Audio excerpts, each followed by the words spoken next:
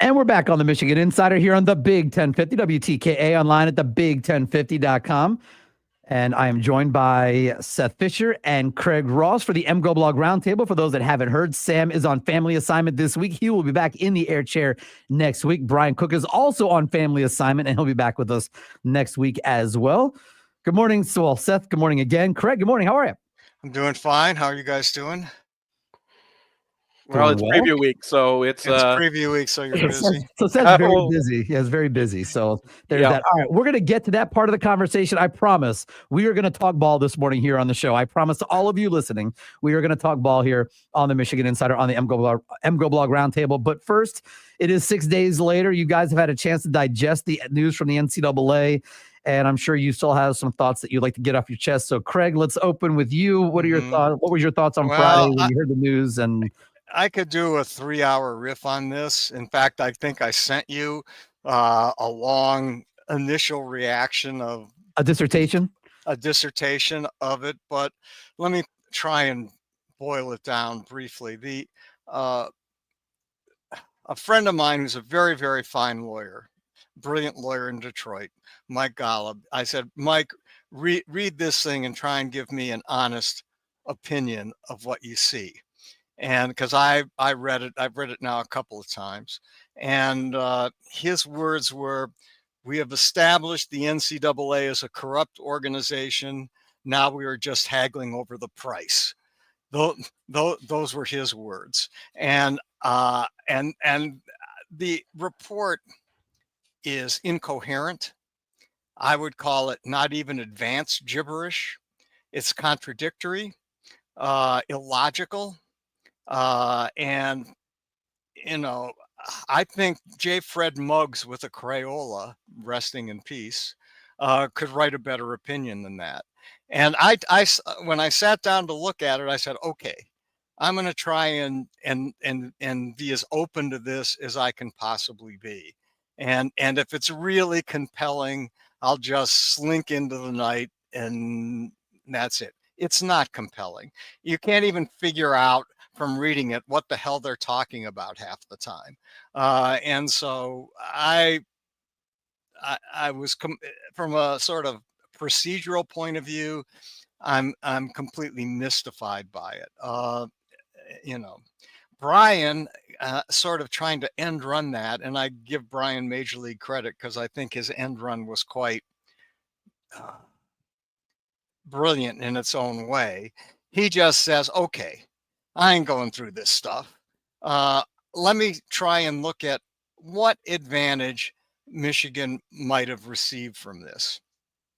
And he, on his site this week, he said, well, I can't see that there's any advantage. Michigan played better once Stalions was gone, and Harbaugh was suspended. In fact, not just on wins and losses, not just beating better teams, but if you look at the advanced metrics, they were a whole lot better. They went up 10 spots in S&P Plus. Right. So they went from being a top 25 team to a top 5 team to the top overall team in the span that this happened. Right. So they went from being, I think they were 15th originally, and they moved up to, and part of that is when you get to play better teams, you get to move up more. But there's no comparison. You look at how well the defense played, and he was primarily on defense, right? Mm-hmm. You look at how well the defense played after this, after Stalions was removed from the program.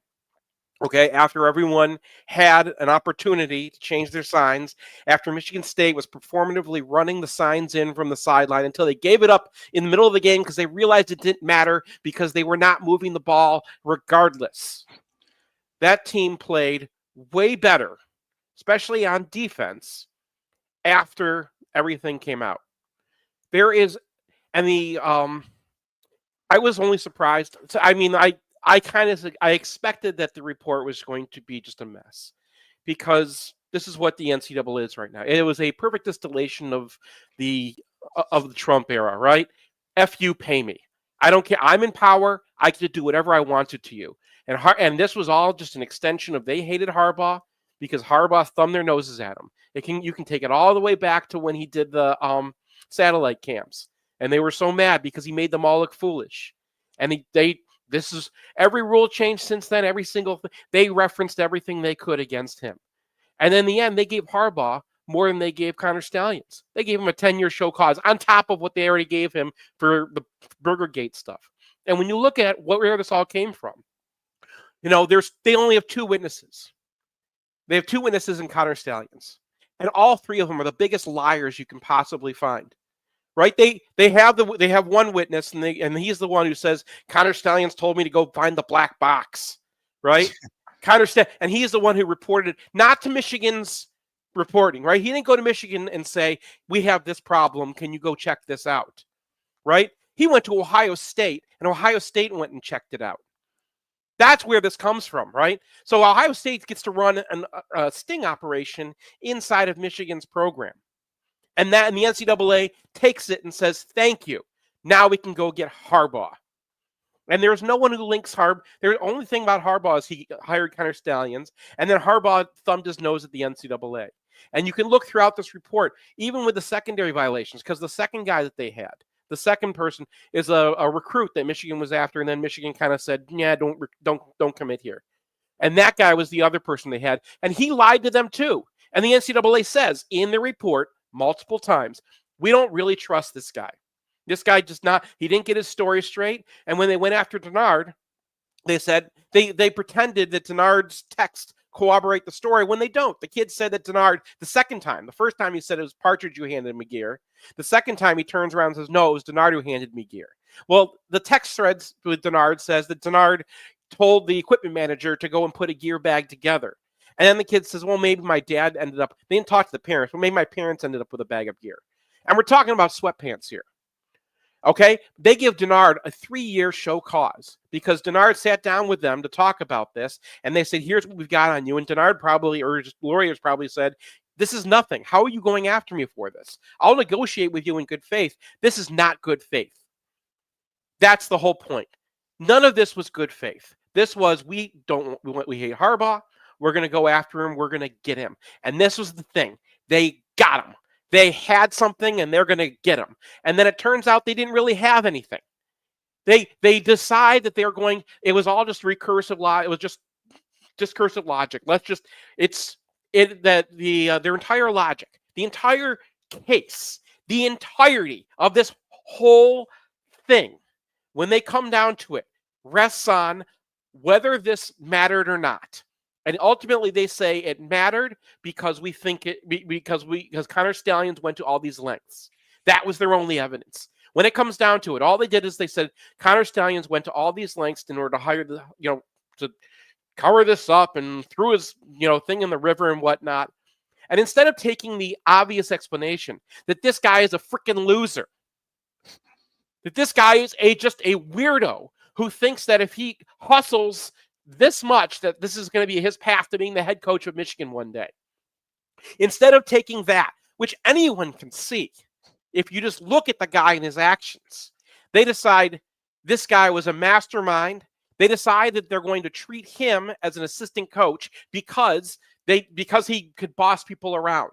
So therefore, he's right up with the top assistants. Why? Because he got to tell a student manager to do something one time. Even though they also contradict that because the student manager said no, went to Partridge, and Partridge said no.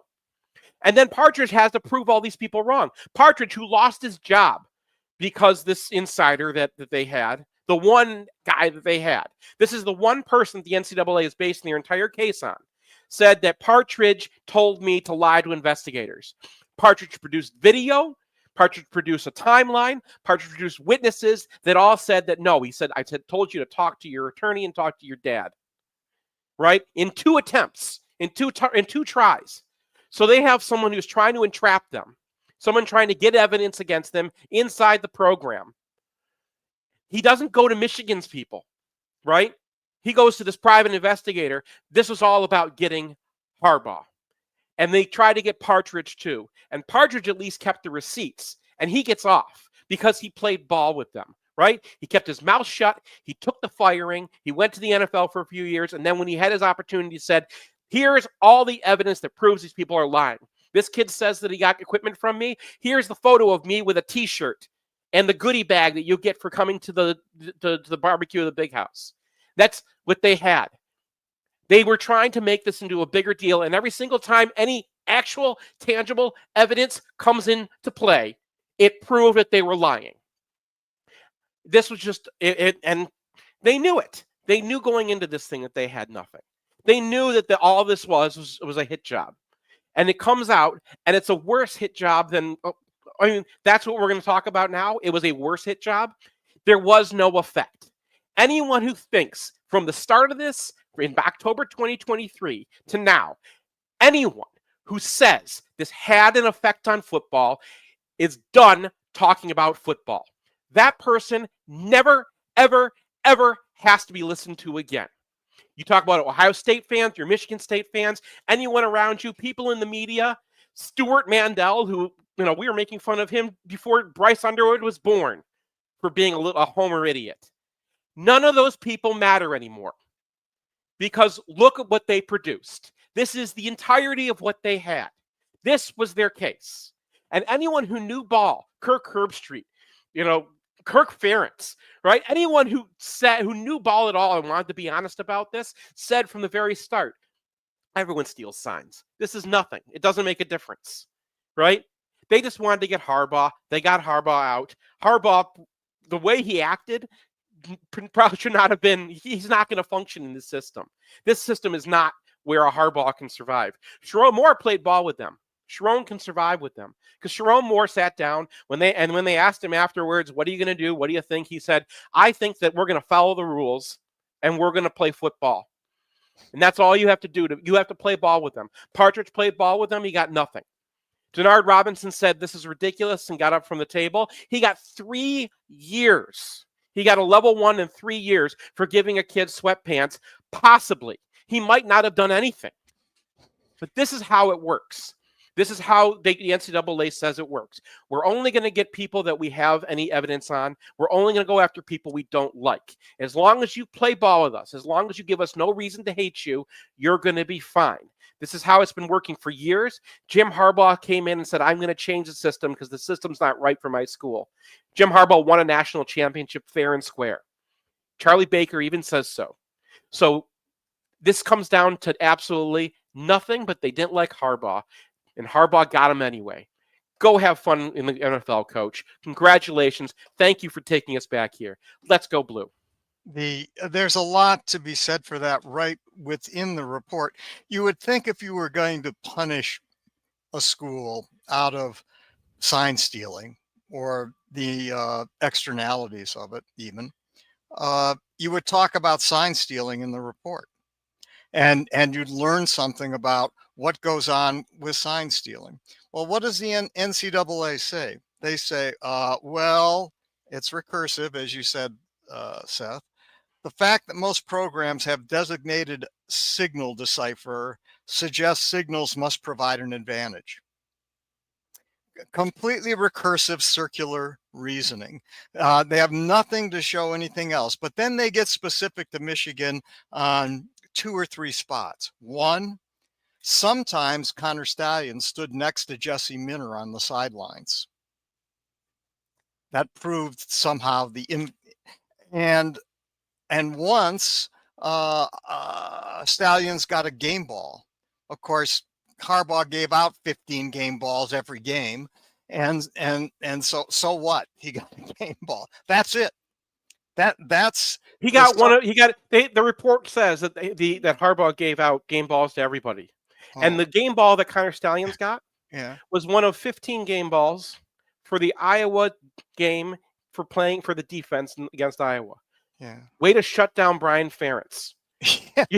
Talk about the least valuable football. And you know what? Listen, people are saying like, "Oh man, you guys, got to respect Connor Stallion's hustle." No, I'm so sick of that guy because he's taking credit. He's trying to pump himself up, right? And then then all of a sudden now the NCAA says it, so he pulls back and you're like, "Oh no, it wasn't me." But he was trying to take credit for all this crap. You know who deserves credit? You know who should be offended by Connor Stallions? Mike Sainristil. Mikey Sainristil, who put all the time in to understand the differences between the linemen, right? 4 inches one way or another will tell you what kind of routes receivers are going to be running. And in the NFL, those guys watch the film so much, and the receivers have to like practice so much because you try to get like that little edge, right? Just get yourself a little bit more room, and someone will catch you out on it and notice what you're going to do. And Samer still does the pointing because he sees how they're lining up. And then they're saying it's Connor Stallions. All Connor Stallions was doing, he even said it. But I don't really trust the guy. But this is how it works. Everyone knows now how sign stealing works, right? It's mostly about don't give yours away. Right. All he was doing was waiting for them to give the real sign so the defense could say, okay, we got it now. But Mikey Samerstill, Rod Moore, Junior Colson, Michael Barrett, these guys who put in the time to turn themselves into those kinds of players who went and won a national championship.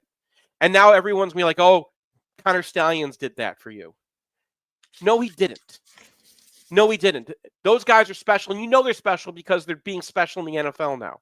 You talk to anyone in Washington and ask them, what do you get out of Mikey Samerstill? And they'll tell you what they've gotten that guy. And those are the people who should be getting the respect. When people are saying, oh, man, we should respect Connor Stallions because he was in the Navy or the Marines or whatever he went and did. He did that because he wanted to be a head coach. He went and checked the box. Okay? And then he came here and he pulled this whole hustle. This grand scheme, which was apparently on a Google Drive that anyone could access. This grand scheme where he was just asking people he barely knows to go and videotape and then says, well, I didn't break the rules. I barely skirted on the edge of them. I am sick of this guy trying to take credit for what Mikey Samerstill did. I'm not buying a Connor Stallions jersey. I own a Mikey Samerstill one. Well, I don't agree necessarily that he broke the rules. However, because if you read the rule, there's nothing in there that shows that he broke them. It's only if you don't read the rule, you assume that he broke them. Like everything else, it's circular in this case. I don't know. The one thing the NCAA, in the report that I was like, okay, I think that makes sense. That's right. Michigan, if Michigan was doing now, it proves that Michigan probably didn't even know he was doing this. Yeah. But what you're supposed to do in these circumstances is get clarification. Okay? And one of the people, and Chrissy, who's our who's, by the way, the NCAA said was fine, right? Michigan's compliance department was great. They loved Michigan's compliance department. But the problem was Michigan's compliance department never heard from Connor Stallions. Right. What they did have is one text from one assistant who the NCAA doesn't name, who might in fact be Connor Stallions, that was saying that that all these guys are a thorn in our side. They're the worst people on earth. But the way you're supposed to handle that is if you don't know if you're breaking a rule, you don't just keep on going. You go to your compliance office and say, what's the rule? Absolutely. And the compliance office goes to the NCAA and says, what's the rule? What's the clarification? And this was, remember, we went over this when they were trying to get Rich Rod, right? When they were having that whole dumb thing, the practice gate thing, right? And Michigan asked for clarification, and they hadn't got clarification yet, whether folding up a towel is simulating a football or whatever, right? And they hadn't gotten clarification, but at least back then, they went and tried to get it. If you're not trying to get clarification, the NCAA is going to guess that you were cheating. Well, it doesn't mean that you were cheating. Here you have a low-level staffer who did not do that. It wasn't the coaches, but I agree with you 100%. Connor Stallions needed to go to his superiors and say, "Hey, here's what I want to do. Can I do this?" And the fact that he didn't, to me, is enough for him to be fired at the very least. And that's where I'm 100% on board with you. Now, I can understand why Stallions would sit down and look at the rule and say, "Hey, I'm not doing anything against the rules." That I can understand, but I still think he should have gone to his superiors and said, "Here's what I want to do." And you're supposed to go to compliance. Yeah, you go to compliance. Right. So, on that I agree. In terms of the consequence, whether it was consequential or not, nah, probably wasn't. I commend people to Isaiah Hole's interview with Jack Tuttle this week. I mean, Jack Tuttle was actually a quarterback on these teams. He was presumably the beneficiary of this, quote, sign stealing. Listen to Jack Tuttle talk about it. He's particularly mystified that Michigan was getting any benefit whatsoever from sign stealing. He goes, hey, it was the same. Well, football was the same here as it was in Indiana. It's so defense is mostly reactive and offense is proactive, right? So we're talking mostly about defense. Now Ohio State has a science guy on offense, but they have 2 science guys, or at least they did last I checked. Had 2 science guys on defense. They might have lost one when they lost their defensive coordinator. But my other beef, with the NCAA is when they like to believe Stallions, they believe him. When they don't like to believe Stallions, they don't like to believe him. I agree he's been dishonest. There's no question about that. But for example, at one point in time, they asked Stallions how much his sign stealing, was actually, paid attention to by the coaches. And his exact phrase was closer to never than sometimes. Yes. And you know what? He was saying that afterwards. Yeah, because at first he was saying that. Yeah, because at first he was trying to take credit for everything.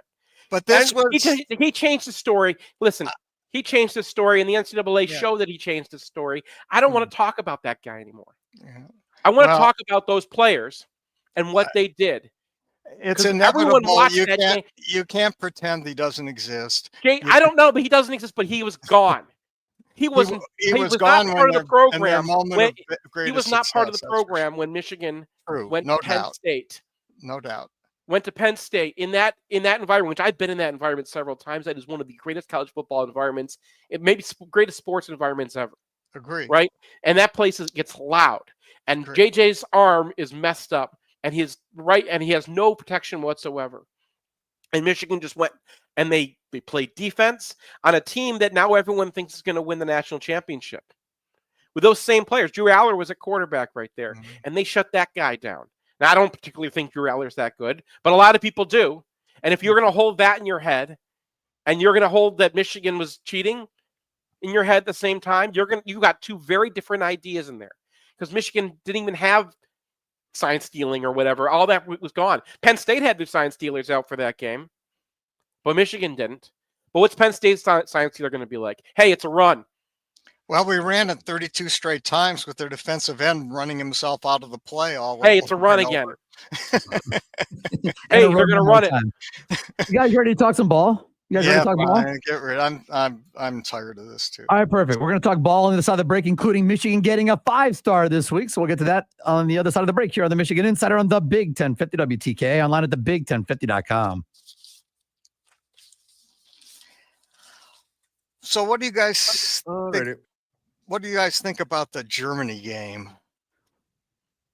Does that make any sense? I'll be in this seat hosting the pregame show for the game in Germany. I don't have any interest in going. Don't really care. Yeah, no, I'm not going to Germany for one football game, much as I like Germany, because I've hitchhiked all over it as a kid. But I don't know. I thought it seems like they're taking an entire team sort of off the clock. I mean, it just feels somehow, how can this be good for your football team to go to Germany? I guess it is the opener, right? It's a week 0 game, so it's before school starts. They're going to get paid an insane amount of money. Is that right? They get a week afterwards. And then they have the week off after, so you have 2 weeks for the next game. All right, so that's a different school. Class wouldn't have started yet, so you can travel a little bit early. They do have 7 home games that year, so and they'll still have 7 home games. So yeah, it's not during Oktoberfest. I don't have any interest. Also, who wears the home lederhosen? Well, I think Brian Cook. Yeah, wear the lederhosen.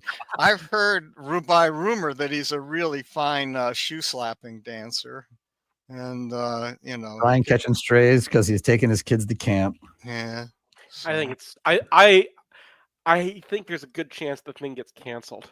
Really? They said it hadn't been that it's not official yet anyway. Right. So when they made the announcement, it wasn't official because yet. Elected officials who are elected by the people of Michigan have to approve it. and you're moving an in-state game. There's Western Michigan people. Well, Western seems enthusiastic about it. I guess they're going to get paid too, and they'll get paid more than they get paid for the buy game here. Yeah. Right, but you're taking all the money out of Michigan to put it somewhere else, and it annoys people. It annoys people in power. And then, it was what we were talking about earlier, right? It's just this era now where it's not about what's right. It's not about what's just. It's not about what the law is. It's about who's in power. And in this case, they might have ruffled some feathers on people in power that they didn't realize that they did. So that's all I can say on that. But I'm not sure that thing's going to go through. As far as, playing a game in Germany, it's not the biggest deal to me. I hate losing a home game, but honestly, I don't actually go to the opener every year. That's why there are 7 other home games that year. My concern isn't that part. And it's not like international games are new. There was a long stretch where they played the game in Tokyo. Wisconsin played Ohio State in Tokyo one year. That used to be a thing like every year. And of course, there's a game in Dublin coming up on Saturday. Now, I think that all games in Dublin should probably include Notre Dame and not include, I don't know what Kansas State and Iowa State have to do with Dublin and how that's a thing, but that at least it gives us a college football game on Saturday to watch. Yeah. Who do they play? I don't even know who. K-State, Iowa State. K-State, Iowa State. Yeah, so at least Michigan's not giving up a divisional game. I don't know which of those two teams gave up a home game and a divisional game, but that's a division game that they gave up, or a conference game that they gave up for the Big 12 to take that game elsewhere. One of them was supposed to be the home game, so you're playing one fewer home league games. The money must be worth it for them. That would never fly. Although Indiana once gave up a home game to play Penn State in Maryland, so they got paid to do that. Yeah. Well, and State keeps on moving their home game. I guess they're going to Ford Field. Excuse me. It's back in about 30 seconds, guys. I'm not as mad as other people. I like traveling to Europe. I'm not going to go to Europe to go to a football game. That's what I do here. But that's kind of the thing. I don't want to go to Europe to watch Michigan sports. I don't want to go to Europe to see my American teams. Well, if you were going to Europe for some other reason, then you might go. Or if you were going to Europe, there are a lot of expats. Stand by, guys. We're on in about 10 seconds here, so we're gonna talk some ball. Actual ball. Football.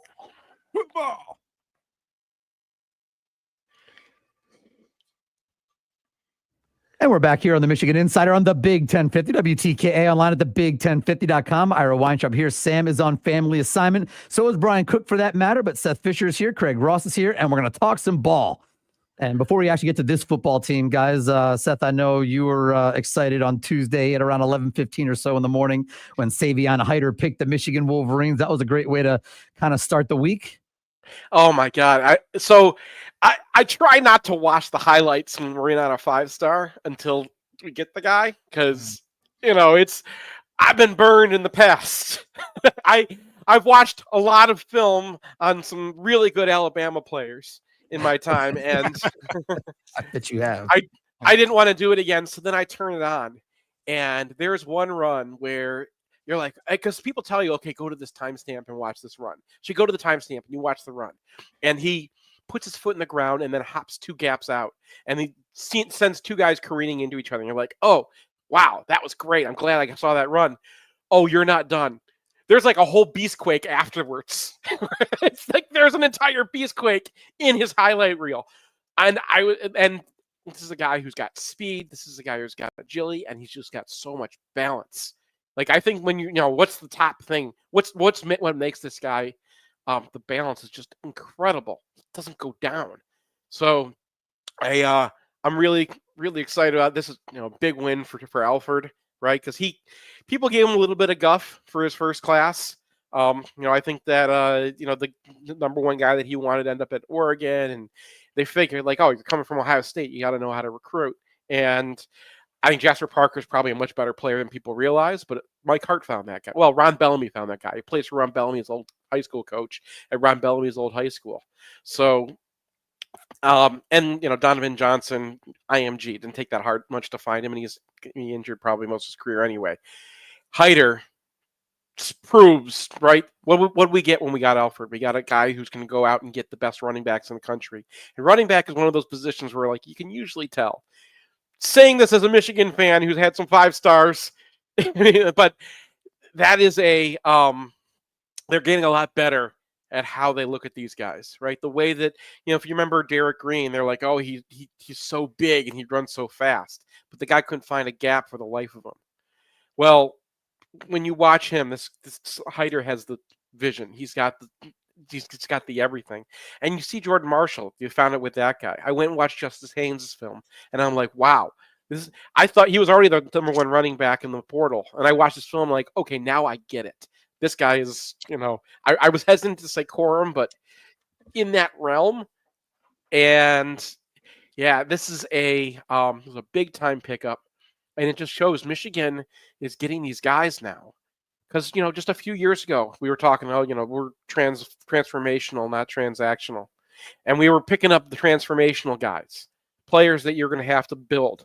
And they're still doing that. I still want them to do that. They got 105 scholarships. You should have people that you build up and you play them as redshirt juniors and seniors. And those guys are amazing players for you. But you also need to have that top talent, right? When they went and won the national championship, they had 5 stars.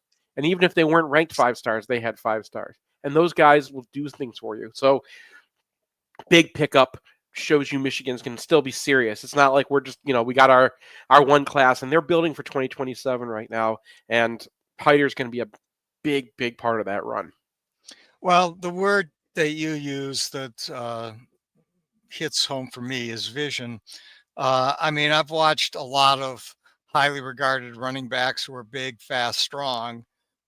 You mentioned one, Derek Green, who, when I saw his high school tape, I wasn't convinced, not because he didn't look good, but because his offensive line was so good. No one touched him until 6 yards down the field, and then he was knocking over 150-pound safeties, 25 yards down the field. And so was he good or was he not good? I didn't know. And that's different here.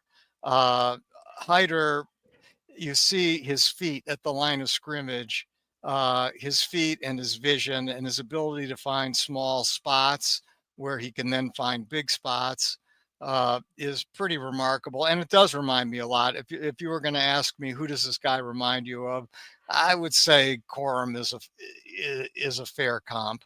I think he may be a little bit bigger and stronger than Corum, but otherwise, that's who he reminds me of. Yeah, I had I this is not going to be the final comp because there's no way anyone else remembers it. But from my childhood, Ricky Powers.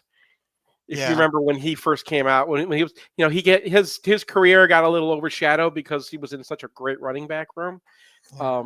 We just talked about him last week in the countdown. Yeah, because he played with John Vaughn and then he played with Wheatley and and Biaka Matuko is in that backfield too. But like just that incredible balance. There was just no way to get Powers down sometimes, and that was in my little fan mind because I was a kid watching Ricky Powers. That was my age when I was.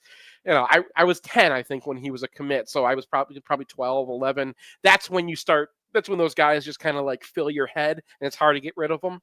So it brought me back to that. He was sort of the consolation prize for Michigan, if my recall's right, because Ohio State, they're both from Ohio, and Ohio State got a guy named Robert Smith. Yep, they were high school rivals, and they were the top 2 backs coming out of high school, and they were both in Ohio. And Smith went one way, and Powers went the other. Powers went the other, and Powers was very good. I think this guy's film is better than Powers. I'm sure it is. I don't remember Powers. I don't remember Powers' film. Yeah. I remember Powers viscerally as a kid, sitting in the end zone where I couldn't really see anything but running and. I don't even remember what game I was at, but I remember him just like spinning through. Maybe it was a Michigan State game. He's spinning through 2 tackles, and then he gets like hit dead on by a safety, and the safety kind of bounced off him, and he's staggered a bit, and then kept on going like that. It kind of reminded me just like kind of built compactly, but also just like strong in those legs are just powerful. I think Corum's probably going to end up being like bigger Corum, but like that's. Hyder, you mean, it's going to be a bigger quorum. That's what I think. Yeah, Hyder is going to be a bigger quorum. I mean, I guess that's the comp, but I got another year before I have to write that thing. Yeah. I do remember watching film, not a lot, but I remember it being on TV when Kelly Baraka committed. And there's another 5-star who wasn't a 5-star, right? When they were showing him, and I remember him just running into like completely open gaps, and he was the fastest. He was so fast. Yeah. But like that just tells you how much better they've gotten at how they rank these guys, because that was another 5-star, right? Or Justin Fargas is another 5-star. Those guys were just really fast. And I think they've gotten much better now at identifying what makes a good running back, probably because they just finally learned to ask the NFL. I know for a fact that they did the quarterbacks, because I talked to a trainer who works with quarterbacks around here. And I was asking him about Bryce Underwood and what do I need to know about him for his profile. And he was telling me, like, look, they don't rate quarterbacks the way they used to. It used to be like how fast the ball. It was just guys who would be like, okay, that guy can throw a ball hard. Now they ask the NFL and what they look at, and they try to go back and find those same attributes. And Michigan was ahead of the game with this. When you ask, like, what is Michigan scouting all about? Where do they look at? They use the same checklist that most NFL teams do on what traits they're looking for. So, with quarterbacks, is how well that ball spins, how much his feet are set, how confident he is.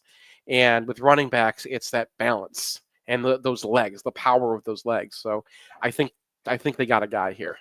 Yeah, my favorite comment was on your board, or on the MGoBlog board, where somebody said that the really good news is that Michigan State, after Hyder scores his 3rd or 4th touchdown against them, they'll put a smiling and avuncular picture of Hyder on their video board. Think about that for a minute. You'll get it. I'm going to bring this to we're going to talk about the current team in a moment, but we did have a question. We had a reader and a listener a viewer, Craig, asking what film was like when you watched Merlin Olsen on tape. Yeah, Merlin Olsen. No, I didn't watch Merlin Olsen on tape. All I right, think guys, Merlin Olsen might be my age. Let's talk about this team right now. We have a little bit of time left. Of course, next week when you guys are back, Brian will be back, Sam will be back as well, and it'll be 2 days before the start of the season. But Seth, we were talking at the beginning of your chat here this morning with us that you've making all these trips, doing Zooms, having conversations with people around at different U of M clubs, et cetera. We have our event coming up on Monday. What are the questions that people are asking you the most? Like when you have conversations, that when people come up to you or they get a chance to ask you questions, or maybe your friends get a chance to pick your brain, what's the number one thing that people have been asking you as we get to the season? Well, the major question I usually get is, who's Craig Ross? And you can just say that usually ends up being the entirety of the conversation, because there's a lot to talk about. It's a long answer. But yeah, they're mostly asking about the offense. I think everyone's pretty confident in the defense. And, I would like to talk about defense more because I'm the guy who does the grading of the defense on our team, right? Brian's doing the offense all the time. But they really want to know what Underwood's going to look like this year. They want to know what's the pass protection situation going to look like. They want to know what the offense is going to look like. How is Chip Lindsey going to call it, and who are the receivers emerging. And then they always ask me for insider information, which, once again, I need to tell you people, I am not an insider. My insider information comes from doing this show, and then once in a while Sam opens his yap in the break. That's where I get my insider info. Once in a while, like, people will email me or something like that, but I'm not going and getting things. That's not my job. Josh Henschke is really good at that job. Sam Lemb is the best at that job. There are people who talk to people in the program to get information for you from the inside. It's not me. I just wanted that out there. I would say it depends on what you mean by an insider. I mean, Seth really knows football. He knows the X and O's of football. He studies it, anyone over can do and what over. Anyone can do what I do. No, they couldn't. And film. Not only do you study it, it's part of your job to evaluate it. I mean, I have to admit, I don't get it. I mean, mostly. And I watch it, I study it, I go to coaches' clinics, and I'm still a dope. But, I think you get it, and you're able to look at it and evaluate it. So to me, that makes you an insider in the real sense, that you understand what you're looking at. And this is a difficult game to understand. It's a difficult game to Craig, understand. I think that's the point. I try to make that point all the time. Football is a super easy game to watch and enjoy. It's actually a really difficult game to truly understand. I think I thought I used to really understand it, and I know I understand it better than I used to, but I used to watch games, and I still do. I used to have Marcus Ray sit next to me during football games. I have Al Borges near us during football games. Because I have expert eyes that help me see things that I'm not going to see. And it takes a little bit.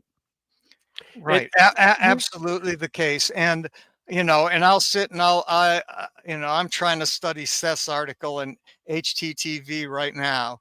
And I have to admit, it's hard for me. To me, it's the difference between algebra and geometry. All right, I'll make that one algebra. So my article in Hail to the Victors, which is I understand algebra, not geometry. Or you can pick up at what used to be Nicola's, now is Schuler's books.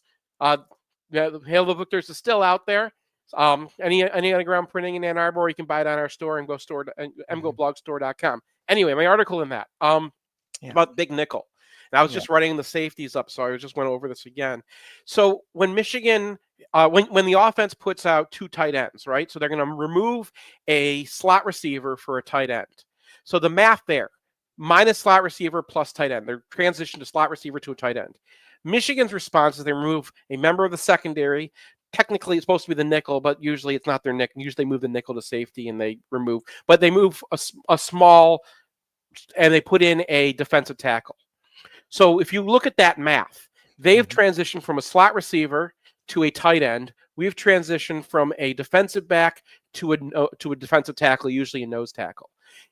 Teams have found, and Georgia did this to us. Ohio State tried to attack with us a couple times. They almost got us one time, and Jalen Harrell made a great play in the 2022 game. And then Alabama got a touchdown against TJ Guy in the ReliaQuest Bowl.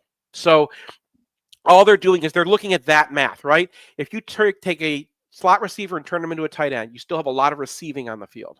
And a lot of tight ends are receivers nowadays, right? They're more receivers than they are blockers.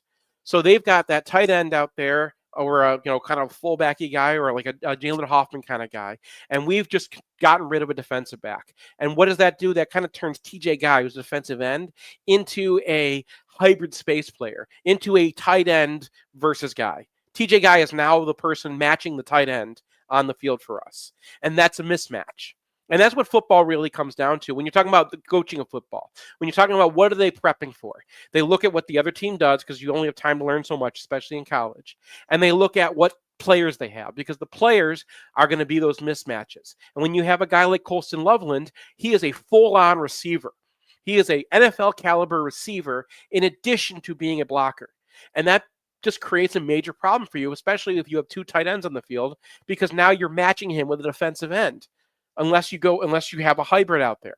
So what Mason Curtis is supposed to be is a way for Michigan to still play defense the way they want to play, which is have that guy, that outside linebacker, holding the edge. In order to hold the edge, you need to have length. You need to be able to keep yourself clean, right? You have a tackle, or you have a tight end trying to come block you, and you have to have just the length to keep yourself off of him so you can bounce off and make a tackle, okay? So if that's the job that he needs to have, you cannot go without that length. It's really hard to find some safety who can do it. They had Michael Barrett do it a little bit in 21. They had Makari Page do it a little bit last year. But that's what you need. Mason Curtis just has ridiculous length, and he's still a safety.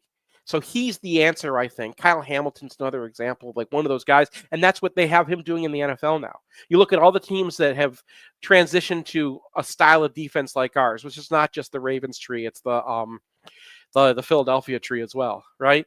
All those guys, all those teams that are running those kinds of zones, and it's really kind of become the main defense in the NFL. They've all also picked up a nickel who's kind of a big, tall safety, that big nickel.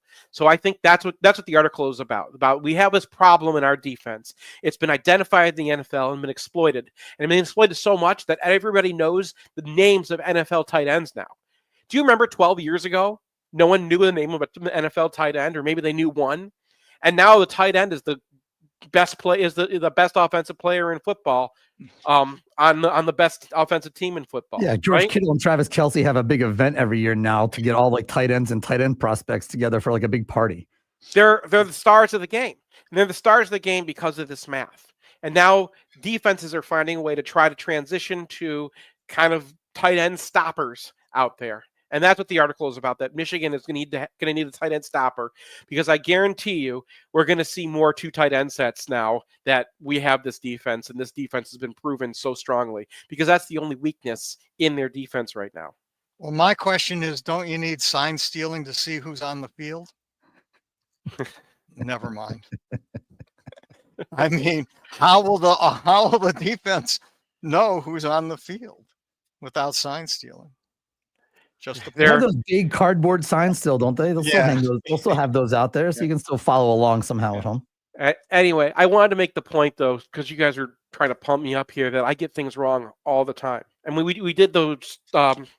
We did the golf outing interviews, and I started asking these guys about individual plays, because I was like, I wrote my whole article on Ernst Hausmann about like how they had him guarding 2 gaps. He's like, it wasn't really doing 2 gaps. This was really working this way and that way. And then afterwards, I kind of asked him off air, like, okay, explain to me how you're doing it. And I didn't even get it then. So it's these guys. What's crazy to me is sometimes these guys walk in, they're like, oh, I get it. Like, TJ Metcalf is like, oh, yeah, I picked up the defense in a week. What? Well, some guys and some people speak lots of languages in the sport they cover. The sport they play is one of those languages. Some guys just get it. Other guys, it takes a little while longer. But I think that, Seth, you're kind of bringing up more of an overarching point for this team, which is these guys are really smart football players. They don't just, we talked about culture a lot in the last couple of days here on the show, because culture still obviously matters a lot. Recruiting high IQ football players matters. Like, there are definitely positions, I guess it doesn't matter, but you want to play this defense, you probably have to have a pretty high level football IQ. You want to play offensive line for Michigan, you probably have to have a pretty high football level of high football IQ. And they have a pretty good collection of that on this team. And if you have a guy that can come in and pick up the defense in a week, that's probably a pretty good example of having a high football IQ. Well, I would like to say that's hyperbolic, except for the fact that it looks like he's probably going to be the starter there. And my guess is, if he is the starter there, he did pick up this defense pretty quickly. I mean, how you can see how Michigan recruits. Since 2021, now we've gotten a pretty, we've had a whole cycle of them recruiting for this defense. And if you want to look at commonalities, everyone played basketball or track, right? So they're all athletes. You can't get away in this defense unless you can do a lot of different things, because everyone's going to have to play different roles. Lamar Morgan thinks that that positions are just social constructs, man. This is not like he doesn't believe. He's telling us everybody plays nickel on this team. So everybody's an athlete. The other thing you notice, they're all the captain, right? Who can you name someone on Michigan's football team who wasn't team captain of his high school? Now, usually you do. I mean, you have a high representation of team captains in college football in general, but these guys were captains of other college teams too. And you look at TJ Metcalf's film, and the first thing that stands out is he's talking to everybody. And I was surprised. I went to look up who was the dot on Arkansas last year, right? Who gets the communication from the coaches?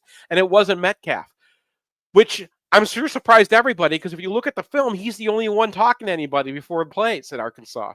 He was pointing out everybody. He's telling everyone where to go. He would grab a cornerback on his shoulder and kind of flip him around and say, like, oh, I'm going to take this, you take that. And then they would run the play and he'd be right there. And it's like, that's Metcalf's game.